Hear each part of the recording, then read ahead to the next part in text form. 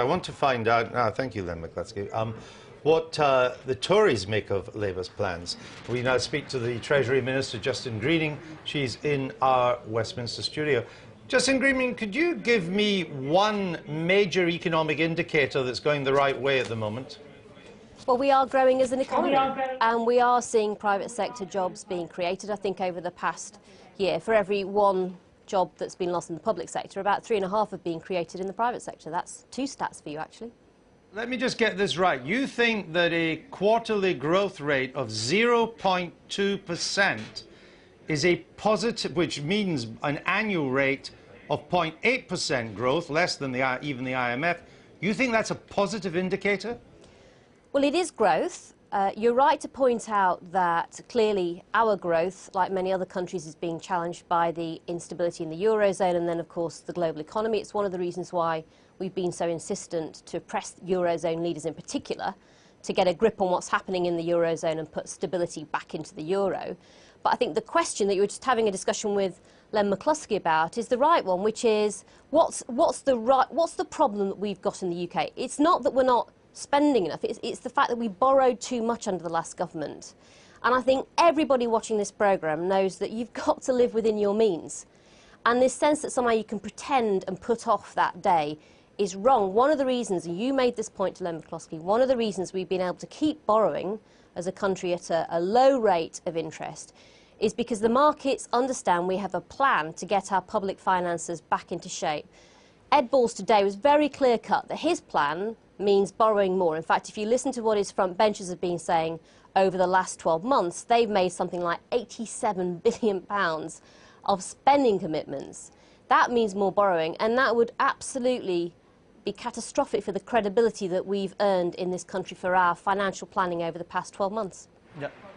I get the point. Len McCluskey did not answer my question about what he thought would happen to interest rates if they borrowed another 30–40 billion point, which is your point. I understand that. And the bond markets would inevitably say that interest rates would have to go up.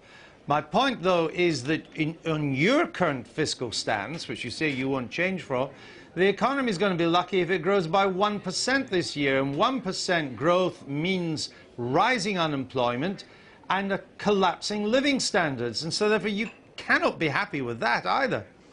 Well, we do want to see more growth. It's one of the reasons why at the last 2 budgets we've increased the personal allowance. You talked about the squeeze on people who are particularly on low incomes and cost of living. It's something that we've tried to address as a government. We've increased the personal allowance twice. We cut fuel duty. We inherited plans from people like Ed Balls to see a rise in fuel duty. And I think the other key thing we've done domestically is to bring forward a whole raft of policies to help growth, and you'll be seeing more of those over the next month when we have the autumn statement from the Chancellor. And then, of course, the final key part of it, which I talked about earlier, really is making sure that internationally there is more confidence in the markets as a whole, and that will then allow us to be able to export in the way that we've been doing quite successfully over the last 12 months. We need to be able to continue doing that and to continue doing it even better.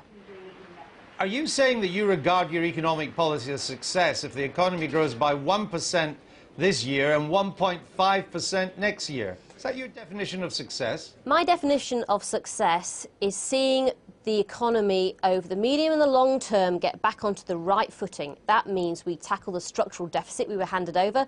Effectively, what that structural deficit is, it meant that even in the good times, Ed Balls was spending more on public services than we were able to generate as a country in tax. That's why I say you have to live within your means. Everybody knows if you're going to work, you're getting huge bonuses and it still doesn't pay for your cost of living, something's got to change. We've got to sort that out. We've then got to start tackling the debt, and we've got to make sure Britain's more competitive, and we are moving in the right direction. Here's another stat for you. Over the last few years, we'd slipped out of the top 10, top 10 competitive countries in the world. We're now back in that top 10 for the first time. Those are the building blocks of our success. We're going to have to leave it there, I'm afraid. Thank you. We'll see you at the Tory conference next week. Thanks for joining us from London.